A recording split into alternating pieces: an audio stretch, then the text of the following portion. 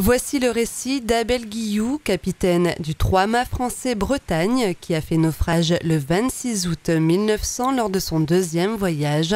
Parti d'Anvers le 5 avril 1900, il arrive aux abords de la Terre des États après 2 mois de navigation. Le 20 juin, j'apercevais la terre du Cap Horn, et c'est à ce moment qu'a commencé notre série de malheurs. Depuis ce jour jusqu'au 7 juillet, ce n'est qu'une série continuelle de coups de vent, neige, grêle et glace. La manœuvre devient excessivement difficile, et le navire, vu l'état de la mer dans ces parages, fatigue de plus en plus. Le 7 juillet, ouragan terrible de la partie ouest-sud-ouest, avec mer se soulevant en véritable montagne de la même direction. Ce coup de vent a commencé vers 4 heures du matin, et à 10 heures, j'avais totalement perdu la misaine, les 2 huniers fixes, les 2 huniers volants, le petit phoque, le faux phoque et le phoque d'artimon, de sorte que le navire se trouvait à sec de toile. La neige n'a cessé de tomber pendant toute la matinée. Elle gelait avec une extrême rapidité, et le thermomètre dans la chambre de veille était à 10 degrés au-dessous de zéro. Il est impossible de songer à ramasser les débris de voile, aucun homme ne pouvant monter jusque dans la hune. Le 9 juillet, j'ai réussi à renverguer 2 huniers fixes, mais il ne me restait plus que quelques hommes valides. Tout le monde était réduit par le froid et la fatigue. Je jugeais qu'il ne m'était pas possible de doubler le Cap Horn dans ces conditions. Après avoir pris l'avis des officiers et principaux d'équipage, j'ai décidé de remonter au nord en suivant sur Montevideo, avec l'intention bien arrêtée de ne relâcher qu'en cas de nécessité absolue. Le 13 juillet, le temps étant devenu beau, il m'a été possible d'établir une grande partie de la voilure avec les quelques hommes valides qui me restaient. Le 14 juillet à 12h30, on aperçoit des glaçons qui passaient le long du bord. 10 minutes plus tard, le navire se trouvait engagé dans un énorme banc de glace qu'il m'a été impossible d'éviter étant vent arrière.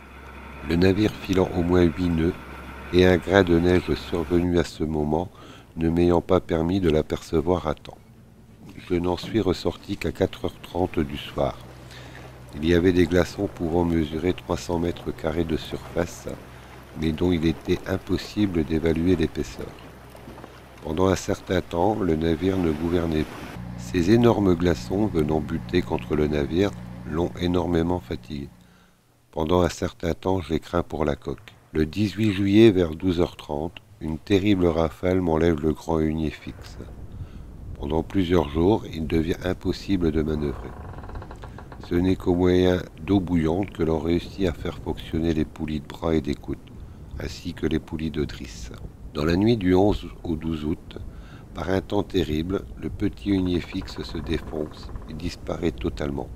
C'est le 4e depuis le 7 juillet.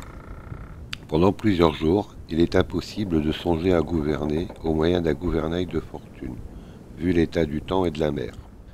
Le 18 août, je décidai, après avoir consulté les officiers et principaux de l'équipage, de demander assistance au premier navire qui passerait à portée de signaux, et d'abandonner le navire en tâchant de le faire couler.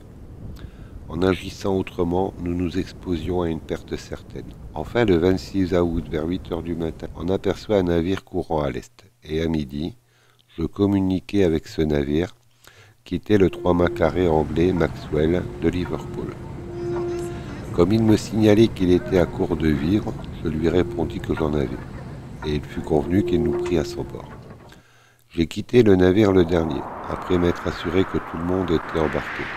Avoir sauvé les papiers du navire, fait ouvrir les panneaux de pont, de la voilerie et de la combuse, et fait hisser au mât d'artimon le signal indiquant que le navire n'était pas maître de sa manœuvre.